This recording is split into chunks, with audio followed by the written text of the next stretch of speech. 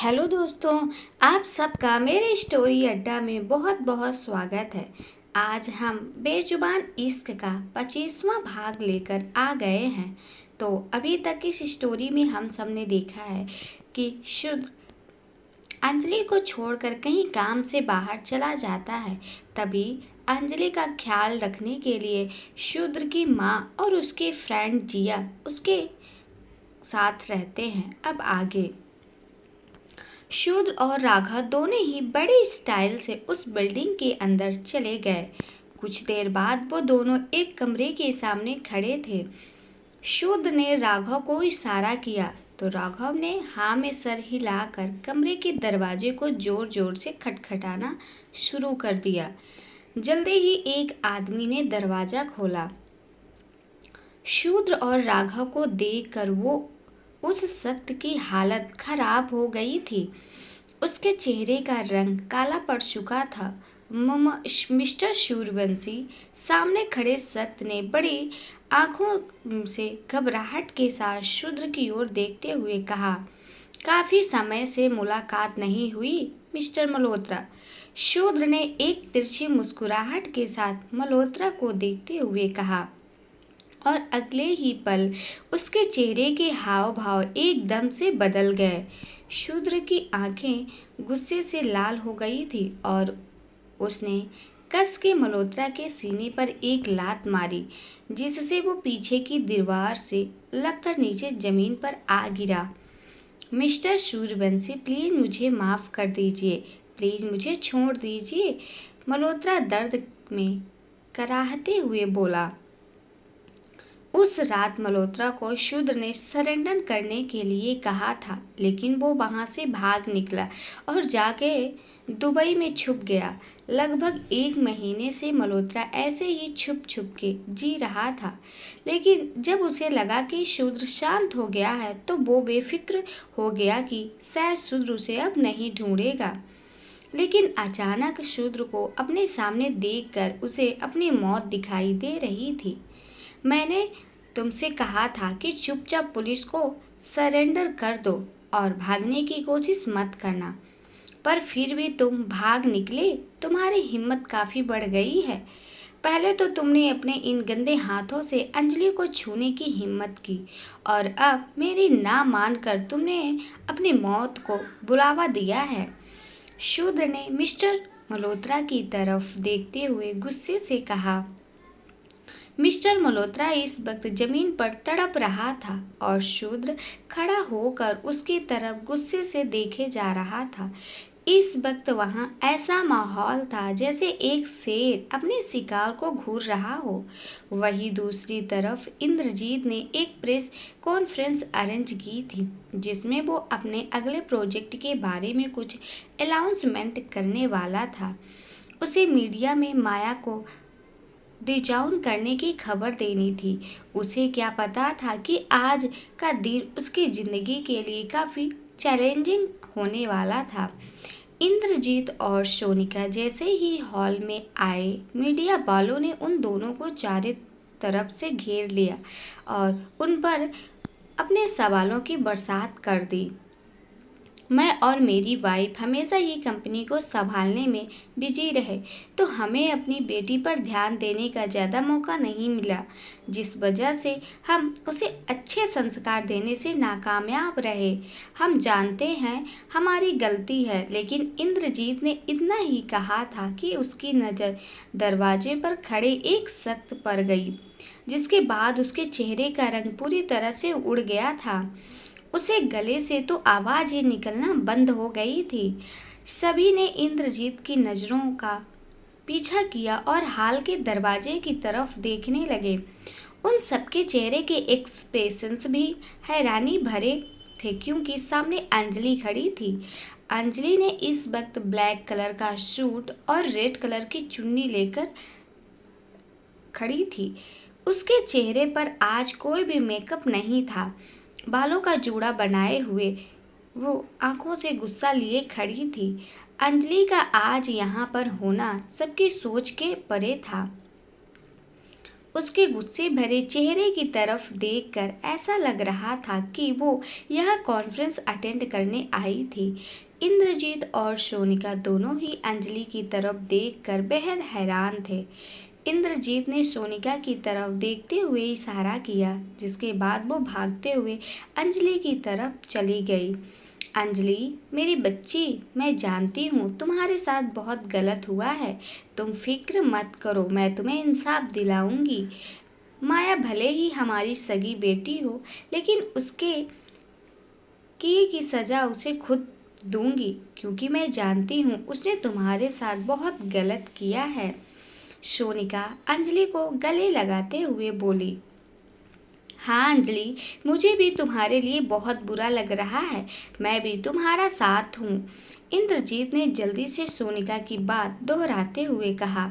जैसे ही सभी रिपोर्टर्स को लगने लगा कि वहाँ अब इमोशनल ड्रामा शुरू होने वाला है, तभी वहाँ पर अंजलि की तीखी और सख्त आवाज़ गूंज गई, जिसने सभी को हैरान कर दी। मिसेस खन्ना, आप मेरे कपड़े खराब मत कीजिए। अंजलि ने एक सख्त आवाज में सोनिका को खुद से दूर हटाते हुए कहा। अंजलि की बात सुनकर सोनिका के एक्सप्रेशन एकदम से बदल गए थे। उसने जल्दी से अपने इमोशनल संभालते हुए अपना ड्रामा कंटिन्यू किया और कहा, अंजलि बेटा, क्या तुम हमसे अभी भी नाराज हो? क्या तुम चाहती हो कि हम माया के लिए तुमसे माफ़ी मांगे? तो मैं वो भी करूँगी। अपने अंकल को माफ़ कर दो प्लीज़ बेटा मुझे। और हाँ हाँ बेटा, मुझे तुमसे माफ़ी मांगना है। साथ ही हमने तो माया की गलती के लिए उसे खुद भी सज़ा दी है। हमने उससे सारे रिश्ते नाते तोड़ने का फैसला किया है। उसने बहुत बड़ा गुनाह किया है, उसे तो मौत की सज़ा मिलना चाहिए। इंद्रजीत ने अंजलि की तरफ देखते हुए कहा।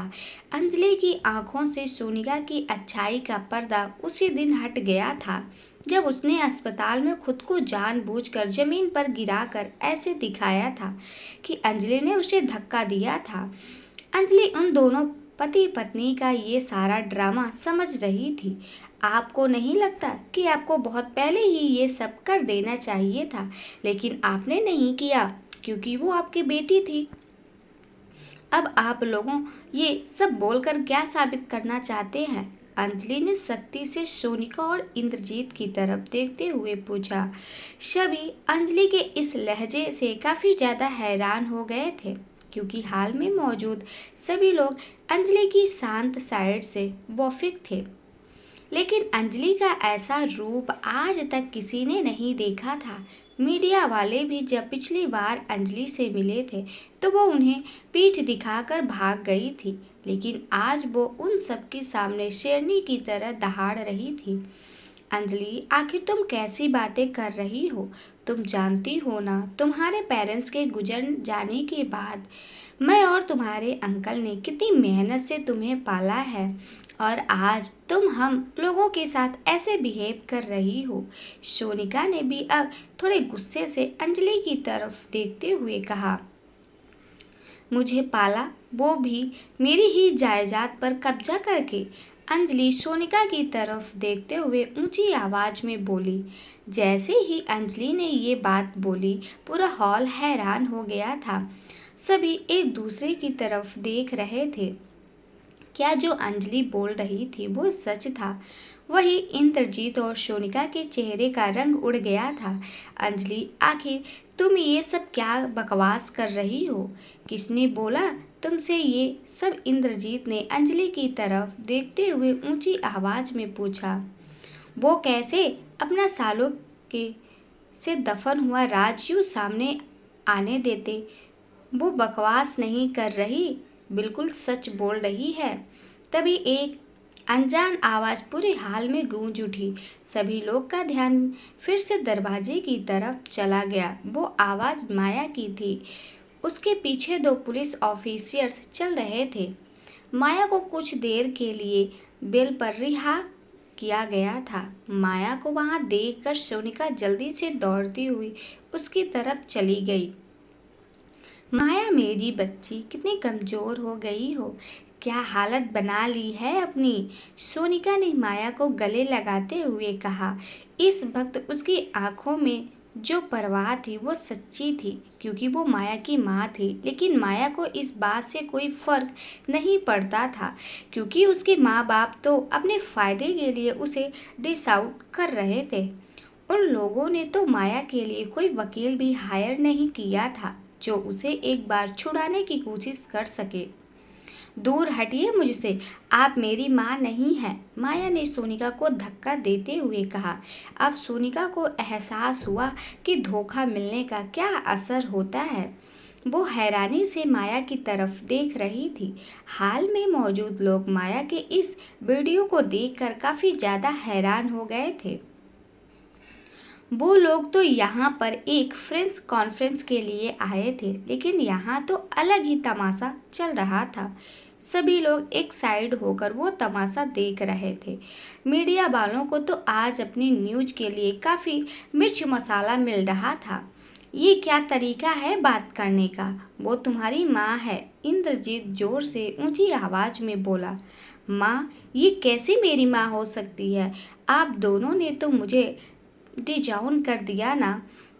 इस हिसाब से तो अब मैं अनाथ हो चुकी हूँ। मेरा ना तो कोई माँ है और ना ही कोई डैड, माया ने गुस्सा से दांत पीसते हुए कहा। माया बेटा, सोनिका ने उदासी भरी आवाज में बस इतना ही बोला था कि माया ने उसकी बात बीच में काट दी।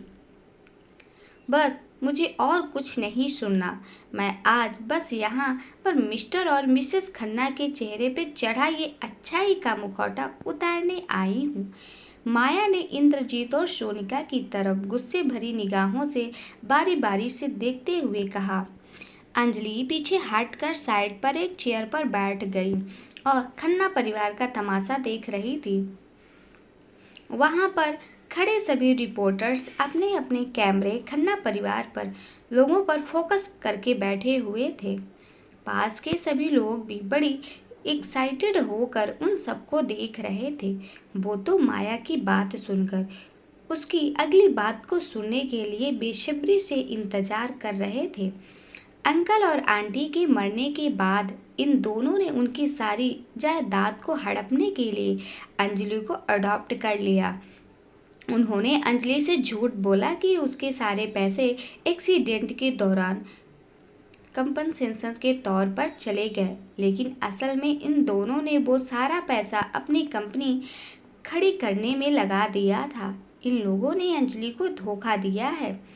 माया ने इंद्रजीत और सोनिका की तरफ देखते हुए कहा। माया की बात सुनकर वहां खड़े सभी लोग हैरानी से उसे देख रहे थे और फिर सबकी नज़र एक साथ अंजलि पर गई, जिसके साथ ये सब कुछ हुआ था। क्या तुम पागल हो गई हो? ये सब क्या बकवास कर रही हो तुम? इंद्रजीत ने माया को घूरते हुए गुस्से से कहा।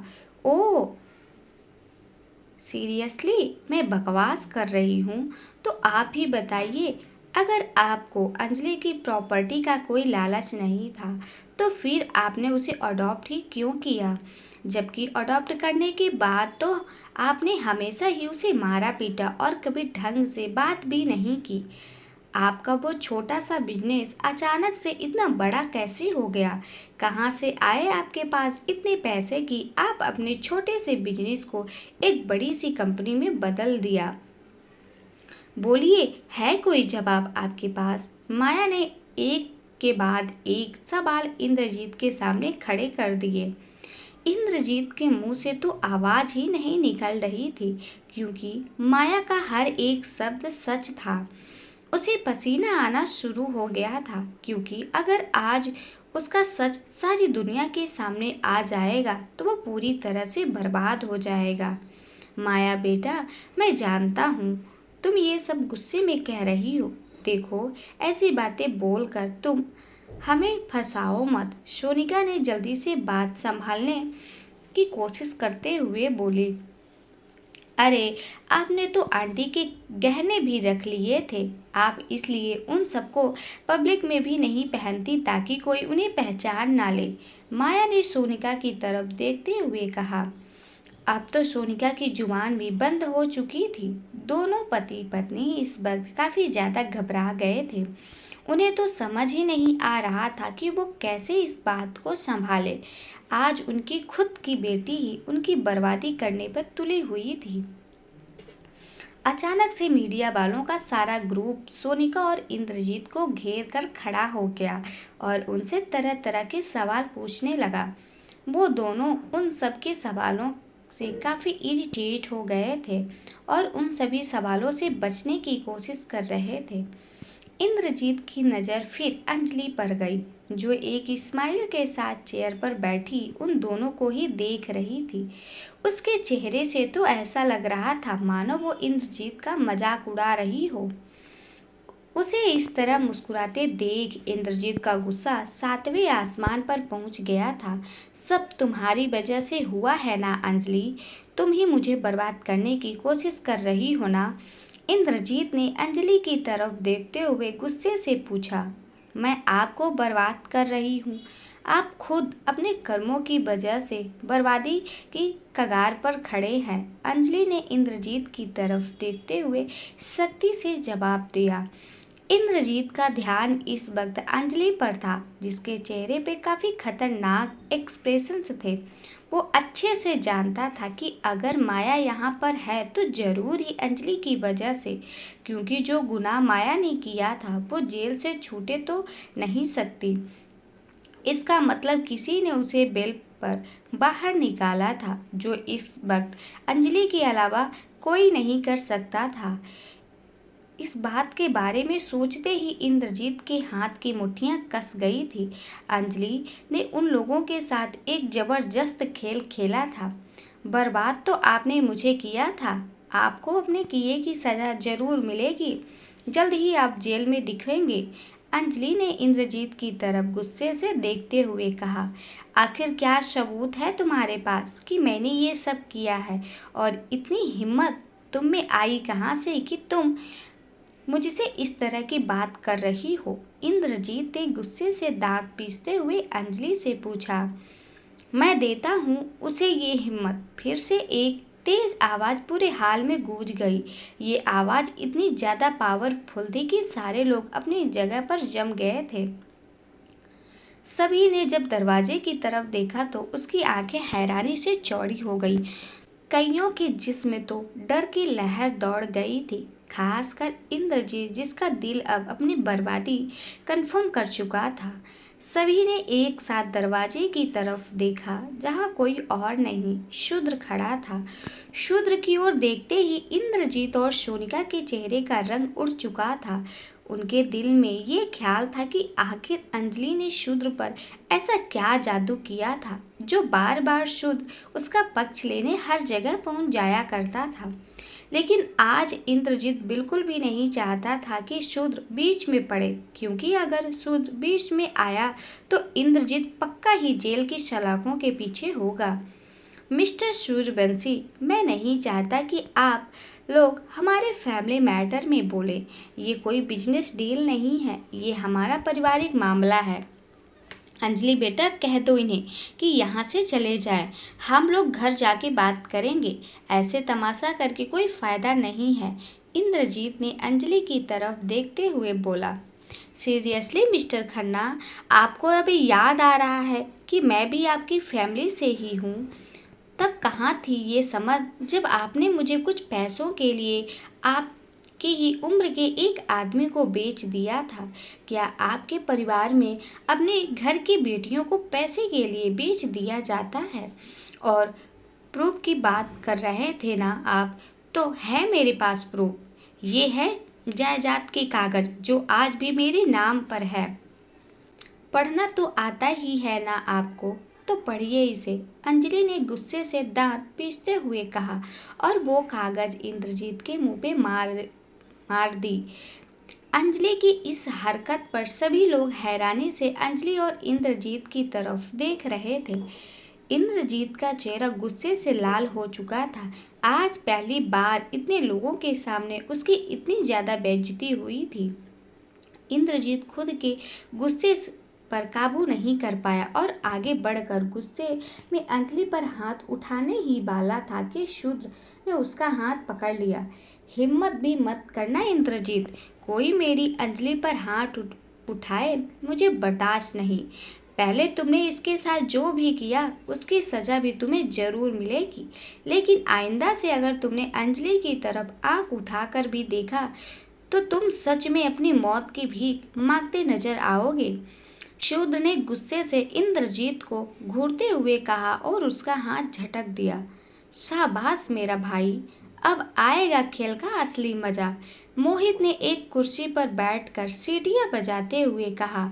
उसकी बात सुनकर सभी कमरे वालों को फोकस मोहित पर चला गया। अरे मुझ पर फोकस छोड़ो, असली शो रिकॉर्ड करो। मैं भी तुम सबकी तरह यहाँ पर रियलिटी शो देखने आया हूँ।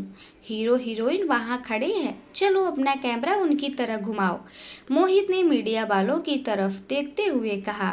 उसकी बात सुनकर मीडिया वालों ने फिर से अपना कैमरा शूद्र और अंजलि की तरफ कर दिए, जो इस वक्त एक दूसरे की आंखों में खोए हुए थे। शूद्र ने आज मीडिया वालों के सामने अंजलि को अपनी अंजलि कहा था, जिससे ये तो साफ हो चुका था कि शूद्र और अंजलि के बीच एक गहरा रिश्ता था। तभी हाल में किसी के गिरने की आवाज गूंज उठी। सबने नजर घुमाकर देखा तो राघव मल्होत्रा को जमीन पर पटक कर मार रहा था।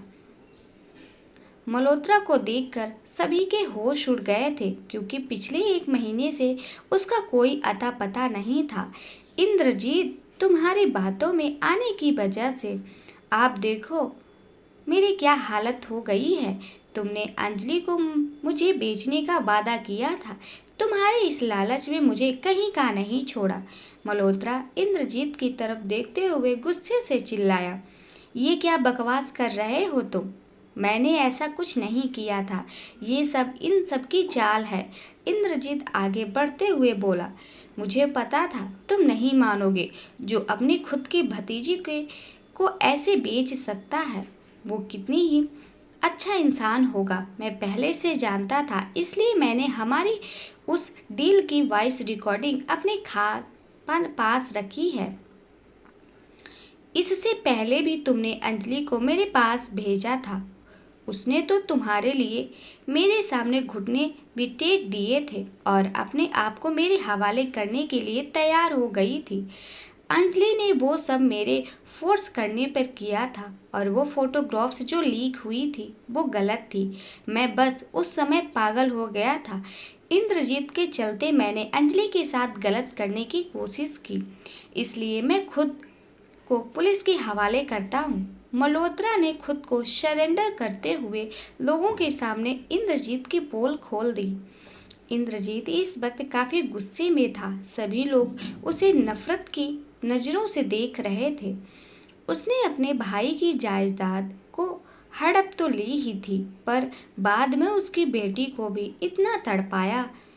उसने तो अपने फायदे के लिए उसे बेच तक दिया था। इंद्रजीत के सारे राज खुलने के बाद वो एकदम से पागल सा हो गया था। मल्होत्रा, तूने आज भरी महफिल में मुझे बेइज्जत किया है, मैं तुझे छोड़ूंगा नहीं। इंद्रजीत इतना कहकर मल्होत्रा की तरफ बढ़ने लगा। इससे पहले कि इंद्रजीत मल्होत्रा तक पहुंच पाता, वो जल्दी से उठकर राघव के पीछे छुप गया। इंद्रजीत में इतनी हिम्मत नहीं थी कि शूद्र के आदमी पर हाथ उठाए, इसलिए वही रुक गया। सब तुम्हारी वजह से हो रहा है। काश मैंने तुम्हें अडॉप्ट ही नहीं किया होता और उस एक्सीडेंट में तुम भी मर गई होती तो मेरे परिवार पर लगा ग्रहण हो। और इंद्रजीत ने गुस्से से दांत पीसते हुए अंजलि को देखकर कहा। उसकी बात अभी पूरी भी नहीं हुई थी कि उसके चेहरे पे एक जोरदार मुक्का आ पड़ा। अंजलि के बारे में ऐसी बात सुनकर शूद्र का खून खौल गया था, इसलिए वो खुद को इंद्रजीत पर हाथ उठाने से रोक नहीं पाया। मैंने तुम्हें पहले भी वार्निंग दी थी कि मेरे सामने अंजलि के साथ बदतमीजी मत करना। अंजलि का नाम अब शूद्र के साथ जुड़ चुका है, वो अब मेरे साथ है, समझे तुम? और शूद्र की गर्लफ्रेंड से कोई ऐसी बात नहीं कर सकता। शूद्र इंद्रजीत की तरफ उंगली पॉइंट करते हुए बोला। लेकिन इंद्रजीत तो इस वक्त पागलों की तरह हरकतें कर रहा था। उस पर तो अब शूद्र की बात का भी ज्यादा कोई असर नहीं हो रहा था, क्योंकि वो वैसे भी अपना सब कुछ खो चुका था। रिपोर्टर्स के सामने उसका असली चेहरा आ चुका था। उसके गुनाहों का पर्दा फाश हो चुका था, जिस वजह से उसका जेल जाना तो तय था।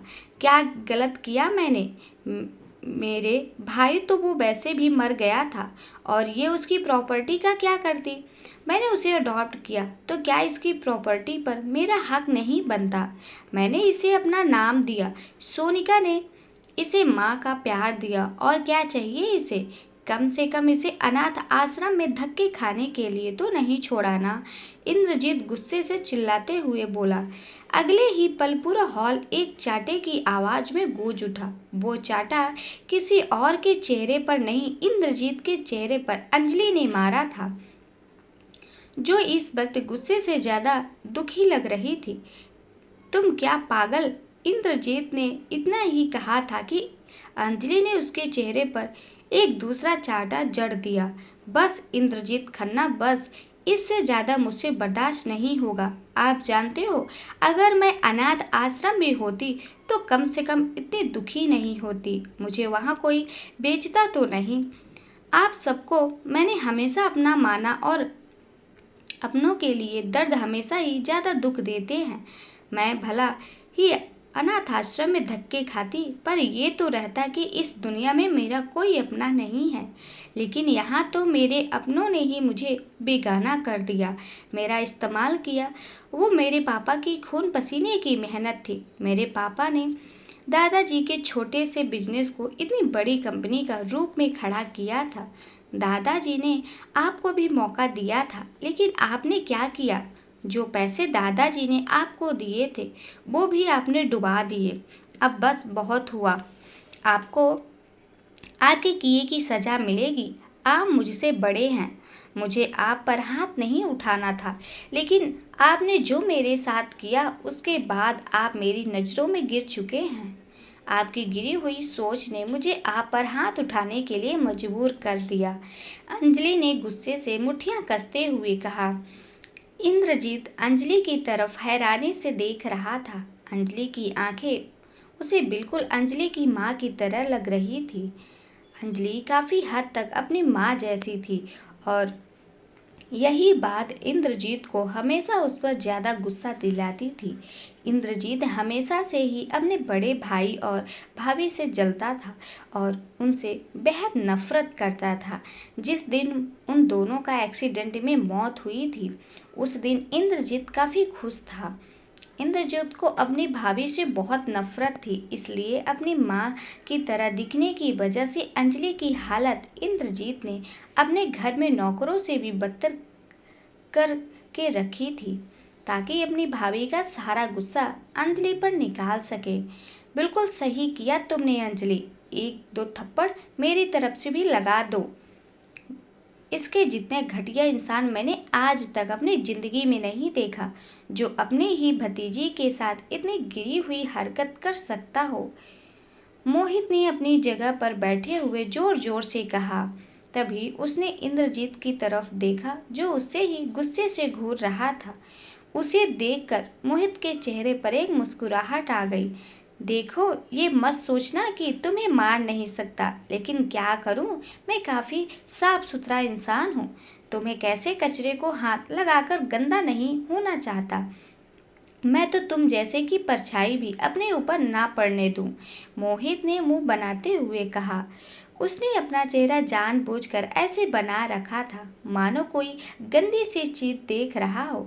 उसकी बात सुनकर पूरे हॉल में हंसी गूंजने लगी। वही इंद्रजीत शर्मसार हुआ, सर झुकाकर खड़ा हो गया। इस वक्त पूरा शहर उसके बिजनेसमैन चेहरे के पीछे छुपे क्रिमिनल को देख रहा था। रिपोर्टर्स ने इतनी मसालेदार न्यूज मिलते ही उसे लाइव टेलीकास्ट करना शुरू कर दिया था। भाई, आपको ज़्यादा ही बातें आ रही हैं, चलिए आप ही दो चार बातें सुना दो इसे। शुद्ध ने अंजलि की कमर पर हाथ रखकर उसे थोड़ा पीछे खींचते हुए कहा, जिससे मोहित की सीधी नजर इंद्रजीत पर पड़ रही थी। मैं इन जैसे के मुंह नहीं लगता, ये तो तू अच्छे से जानता है। मेरा मुंह गंदा हो जाएगा और मैं ये रिस्क नहीं ले सकता, मोहित ने मुंह बनाते हुए कहा। इस बार तो अंजलि भी जोर जोर से हंसने लगी थी। सभी लोग मोहित को हैरानी से देख रहे थे, जो इस वक्त इंद्रजीत की इज्जत की धज्जियां उड़ाने में लगा हुआ था। मोहित की जुबान इस वक्त मशीन गन की तरह चल रही थी, जिसका निशाना इंद्रजीत पर था। इंद्रजीत इस वक्त बुरी तरह से गुस्से में कांप रहा था। उसने अपने हाथ की मुट्ठियां कस ली थी। तभी किसी ने उसके हाथ को पकड़ लिया, जिस पर इंद्रजीत ने गर्दन घुमाकर उस शख्स की तरफ देखा। Mister Khanna, you are under arrest. आपके खिलाफ कंप्लेन दर्ज हुई है कि आपने न सिर्फ गैर कानूनी तरीके से किसी की प्रॉपर्टी पर कब्जा किया है, बल्कि किसी को जानबूझकर ड्रग्स दिए और साथ ही एक लड़की को बेचने जैसा घिनौना गुनाह भी किया है। एक पुलिस ऑफिसर ने इंद्रजीत के साथ हाथ पर हथकड़ी पहनाते हुए कहा। इंद्रजीत को यूं अरेस्ट होते देख सोनिका अंजलि की तरफ परेशान चेहरे से देखकर बोल उठी, अंजलि बेटा, हम तुम्हारे हर एक चीज तुम्हें लौटा देंगे। प्लीज अपने अंकल को बचा लो अंजलि। माया पहले से ही जेल में है, अब अगर तुम्हारे अंकल भी चले गए तो मैं किससे सहारे जीऊंगी। सोनिका ने गिड़गिड़ाते हुए कहा, सच में आप मेरा सब कुछ लौटा देंगी? मेरी कंपनी, मेरा घर, मेरी माँ की ज्वेलरी, सब? अंजलि ने सोनिका की तरफ देखते हुए सख्त आवाज में पूछा। हाँ बेटा, मैं सब कुछ लौटा दूंगी। अभी भी हमारे नाम पर कुछ शेयर्स है, अगर तुम चाहो तो मैं वो भी तुम्हारे नाम कर दूंगी। बस मेरे पति और मेरे बेटी को छुड़ा दो। सोनिका ने अंजलि के आगे गिड़गिड़ाते हुए कहा। ये शेयर्स तब कहाँ थे जब आप लोगों ने मुझे बेच रहे थे?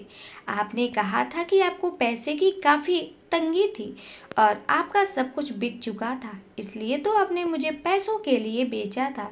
असल में सच तो ये था कि आप मेरे जरिए पैसा कमाना चाहते थे, जबकि आप अपने कुछ शेयर्स बेचकर अपने बिजनेस को बचा सकते थे।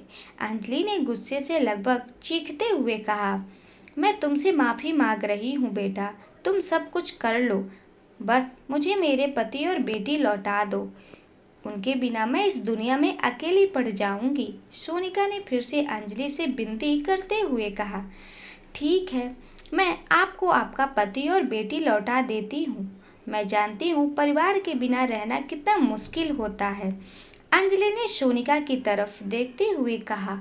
इस बात को सुनकर सभी लोग अंजलि को घूर रहे थे, क्योंकि जैसा उन सभी लोगों ने अंजलि के साथ किया था, उसके बाद तो अंजलि को उन लोगों को हमेशा के लिए जेल में भिजवा देना चाहिए था, लेकिन वो तो उन्हें छुड़ा रही थी। अंजलि की बात सुनकर सोनिका के चेहरे पर एक मुस्कुराहट आ गई, लेकिन शुद्र का चेहरा एकदम से उतर गया था। डार्लिंग, तुम ये, शुद्ध ने अंजलि की तरफ होते हुए बस इतना ही कहा था कि अंजलि ने उसकी बाजू पकड़ते हुए अपनी बात कही।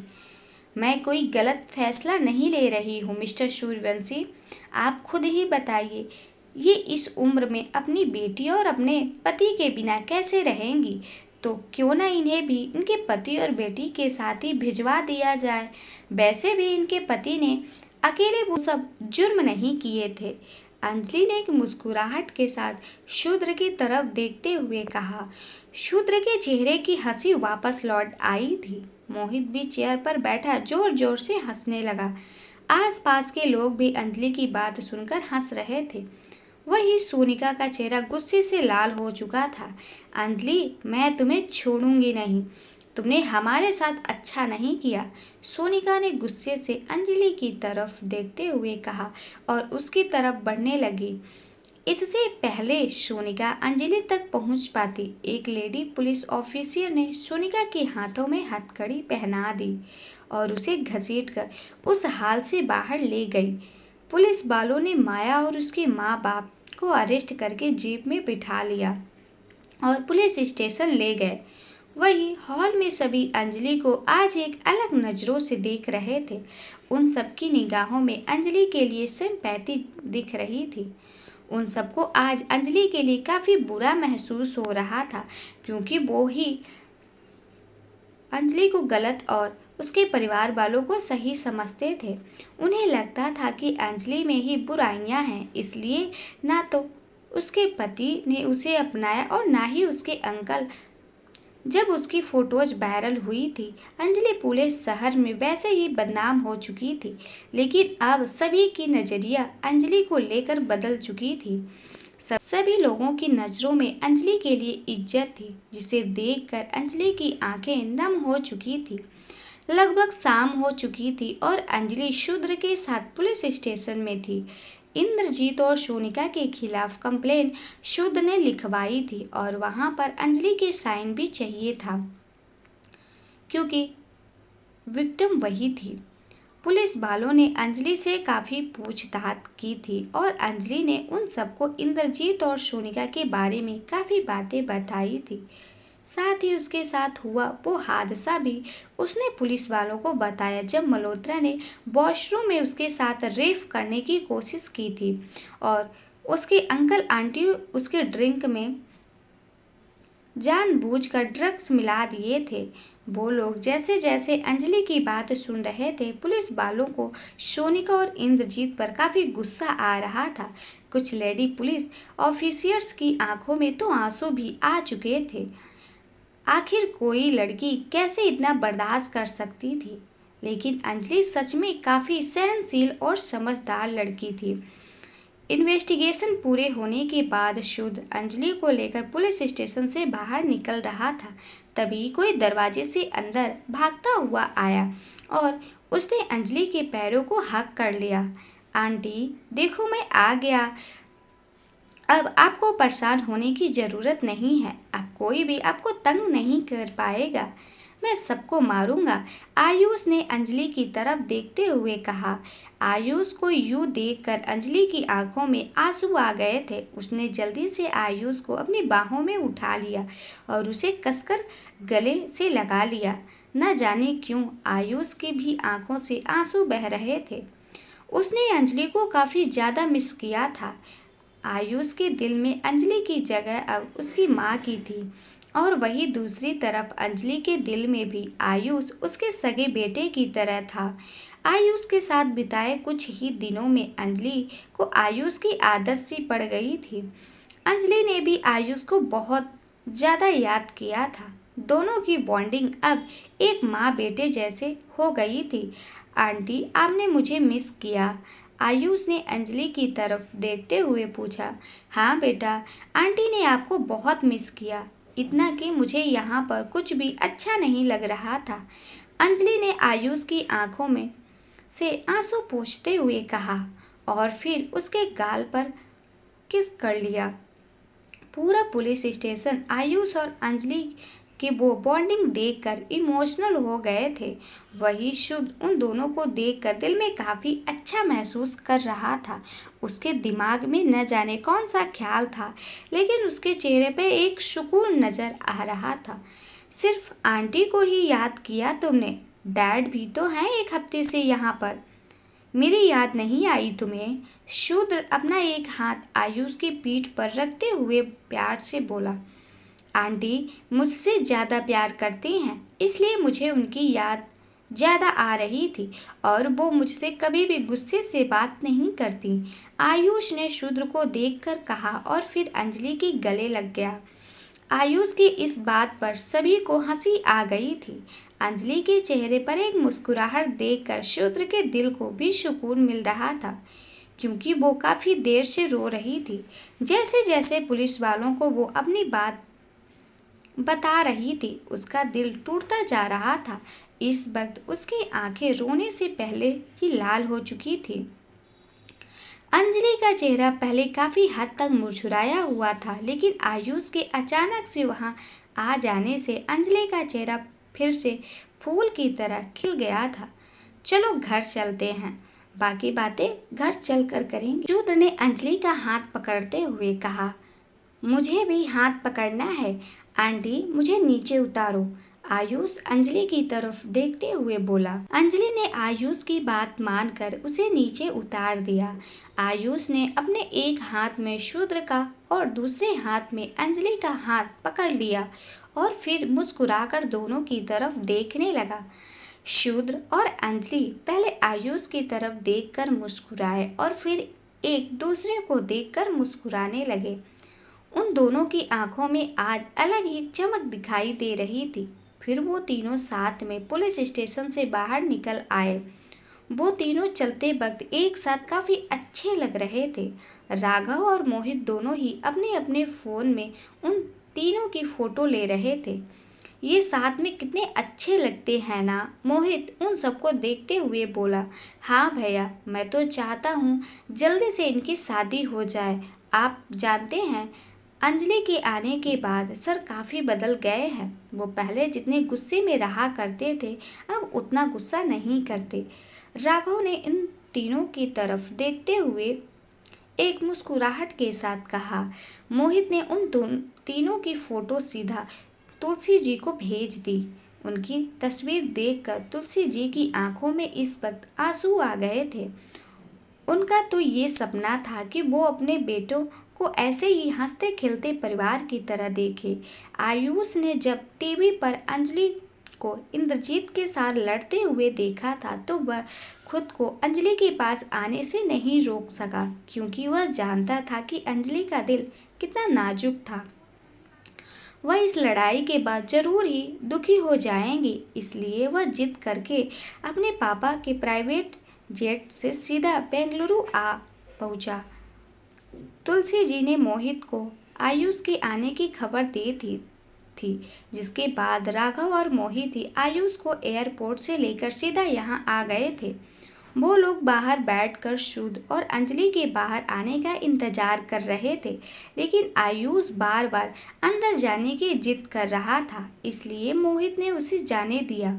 मोहित राघव के साथ आगे की सीट पर बैठा हुआ था। अंजलि, शुद्ध और आयुष कार की पिछली सीट पर बैठ गए। अब कहाँ चलना है सर? राघव ने रियर व्यू मिरर से शुद्ध की तरफ देखते हुए पूछा। सुबह से हम सभी लोग बाहर ही घूम रहे हैं, तो मुझे लगता है क्यों ना डिनर बाहर ही करके चलें। घर जाकर खाना कौन बनाएगा? रॉयल फैंटेसी होटल ले चलो, शूद्र ने राघव से कहा, जिसके बाद सभी लोग खुश हो गए। सभी लोग खुशी खुशी होटल की तरफ बढ़ रहे थे। राघव का ध्यान ड्राइविंग की तरह था, मोहित का अपने फ़ोन में और शूद्र आयुष को अपनी गोद में लेकर बैठा हुआ था। लेकिन अंजलि के फ़ोन पर किसी का मैसेज आया था, जिसको वो रिप्लाई दे रही थी। मुझे एक नई इन्फॉर्मेशन मिली थी, मुझे लगा तुम्हारे काम आएगी, तो मैंने तुम्हें मेल कर दिया, तुम उसे चेक कर लेना। दीपक ने अंजलि को मैसेज किया। थैंक यू सर, अंजलि ने बस इतना ही रिप्लाई किया था। वही शुद्ध, जिसका ध्यान अंजलि के फ़ोन पर ही था, उसका चेहरा उतर गया था। उसे दीपक पर काफ़ी ज़्यादा गुस्सा आ रहा था, क्योंकि उसने पहले ही उसे बता दिया था कि वो अंजलि से प्यार करता है और नहीं चाहता कि दीपक उसके आसपास भी दिखे। लेकिन फिर भी वो बंदा अंजलि को मैसेज कर रहा था। अंजलि, अगर तुम्हें किसी चीज़ से कोई डाउट हो तो मुझे मैसेज करके पूछ लेना, मैं हमेशा तुम्हारे लिए हाजिर हूँ। दीपक ने एक स्माइल इमोजी के साथ मैसेज किया। दीपक का मैसेज पढ़कर अंजलि का चेहरा उतर गया था। वही शूद्र की आंखों में गुस्सा दिख रहा था।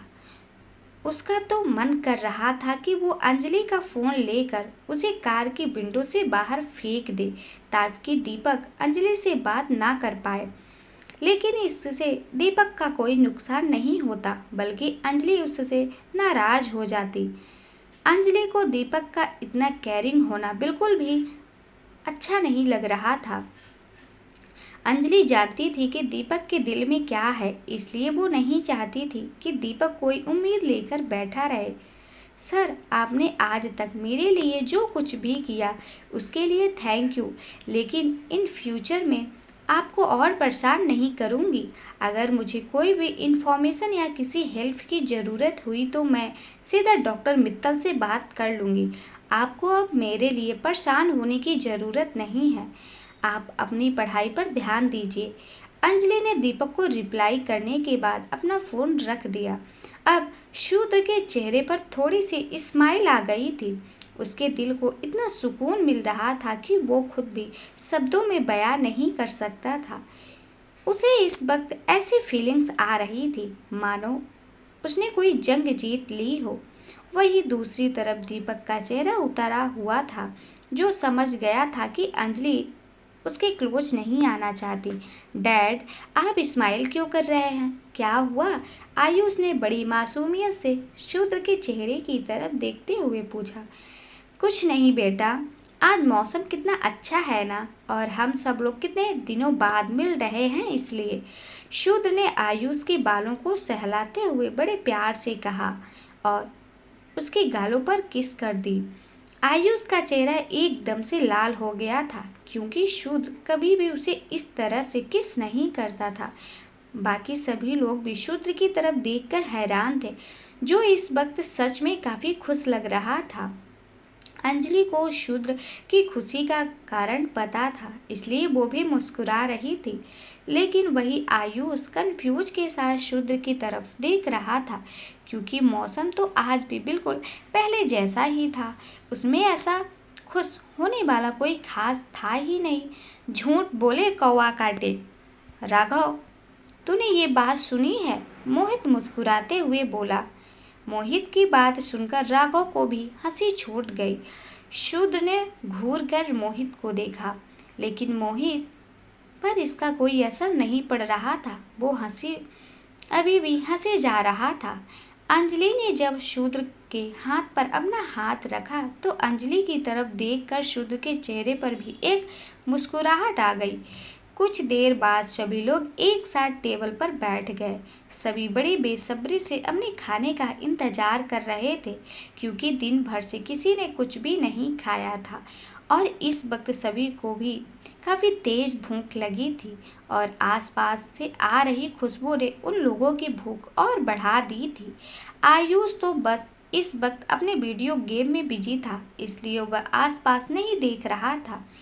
अंजलि की नज़र जब शूद्र पर पड़ी तो वो उसे ही देख रहा था। उसने अंजलि को कुछ इशारा किया और उठकर चला गया। भैया, मैं 1 मिनट में आती हूँ, अंजलि ने थोड़ी हिचकिचाहट के साथ मोहित की तरफ देखते हुए कहा और शूद्र के पीछे चली गई। मोहित और राघव एक दूसरे की तरफ देखकर मुस्कुरा रहे थे। इससे तो घर पहुंचने का भाई इंतजार नहीं हो रहा। बिजनेसमैन टॉयकॉन शुद्ध सूर्यवंशी मजनू सूर्यवंशी बन गया है, मोहित ने मजाकिया अंदाज में राघव की तरफ देखकर कहा। इसके बाद दोनों जोर जोर से हंसने लगे। वही अंजलि शूद्र के पीछे पीछे चली तो गई थी, लेकिन उसे शूद्र कहीं दिखाई नहीं दे रहा था। इसी तरफ तो आए थे, कहाँ चले गए? अंजलि ने इधर उधर देखते हुए अपने मन में सोचा। तभी किसी ने अंजलि को पीछे से हक कर लिया। शूद्र ने हक करते ही अंजलि के चेहरे पर एक मुस्कुराहट आ गई, लेकिन अगले ही पल उसके दिमाग में एक बात आ गई और उसने शूद्र के हाथों को अपनी कमर से हटा दिया और थोड़ा आगे होकर खड़ी हो गई।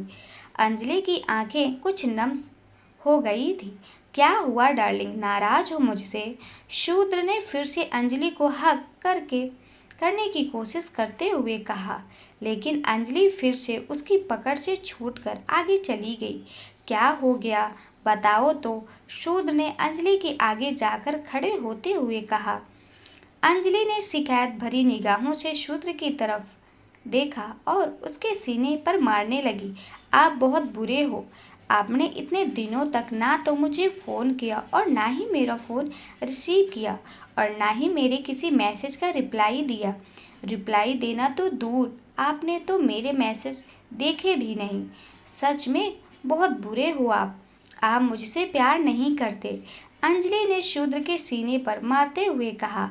उसकी आंखें से लगातार आंसू बह रहे थे। शूद्र अपनी जगह से हिला भी नहीं, चुपचाप अंजलि की मार खाता रहा।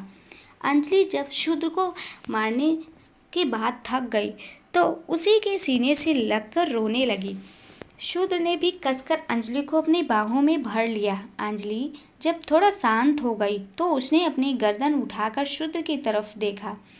अगर मैं तुमसे बात करता तो अपना काम नहीं कर पाता। अगर मुझे जरा भी भनक लग जाती कि तुम मुझे याद कर रही हो तो मैं उसी वक्त लौट आता और काम अधूरा रह जाता।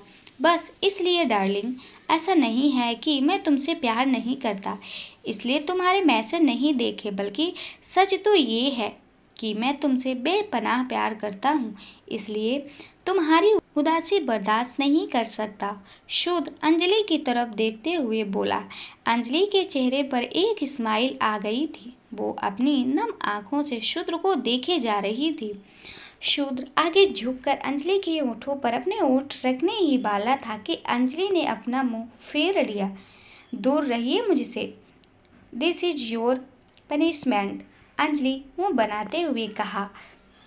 शूद्र ने एक मुस्कुराहट के साथ झुककर अंजलि के गाल पर किस कर लिया और फिर से उसे अपने सीने से लगा लिया। शूद्र जी, अंजलि ने बड़े प्यार से शूद्र को बुलाते हुए कहा।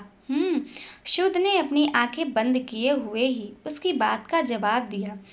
आपने बोला था कि जब उन लोगों को अपनी गलती की सजा मिल जाएगी तो आप वापस आकर मुझे एक सरप्राइज देंगे, तो कहाँ है मेरा सरप्राइज? अंजलि ने शूद्र से सवालिया अंदाज में पूछा। तुम्हारा सरप्राइज तुम्हारा इंतजार कर रहा है। कल मैं तुम्हें कहीं ले चलूँगा। अब और सवाल नहीं तो वो सरप्राइज नहीं रहेगा। शूद्र ने अंजलि के बालों पर किस करते हुए कहा। अंजलि ने सर उठाकर शूद्र की तरफ देखा। शूद्र भी बड़े प्यार से उसे देख रहा था। चले, खाना आ गया होगा, शूद्र ने अंजलि की नाक पर किस करते हुए बड़े प्यार से कहा और उसने अपनी बाहें अंजलि से हटा लीं, लेकिन अंजलि ने अभी भी शूद्र को पकड़ा हुआ था। अब अंजलि ने उसे नहीं छोड़ा तो शूद्र भी उसे सवालिया निगाहों से देखने लगा। क्या हुआ डार्लिंग, कुछ चाहिए? शूद्र ने अंजलि से पूछा। अंजलि ने एक मुस्कुराहट के साथ हाँ में सर हिला दिया। बोलो, क्या चाहिए? मैं अभी तुम्हारे लिए वो ले आऊँगा। शूद्र ने दोबारा से अंजलि की कमर पर अपनी बाहें लपेटते हुए कहा। अंजलि के चेहरे पर एक शर्मीली सी हंसी थी। उसने अगले ही पल शूद्र की कॉलर से उसे अपने नज़दीक खींच लिया और अपनी आंखें बंद कर ली। अंजलि के ऐसा करने पर शूद्र के चेहरे पर एक बड़ी सी स्माइल आ गई थी और उसने बिना टाइम गवाए उसके होठों को अपने कब्जे में कर लिया था। तो दोस्तों, अगर ये वीडियो आपको अच्छी लगी हो तो वीडियो को लाइक और चैनल को सब्सक्राइब जरूर करें। थैंक यू दोस्तों।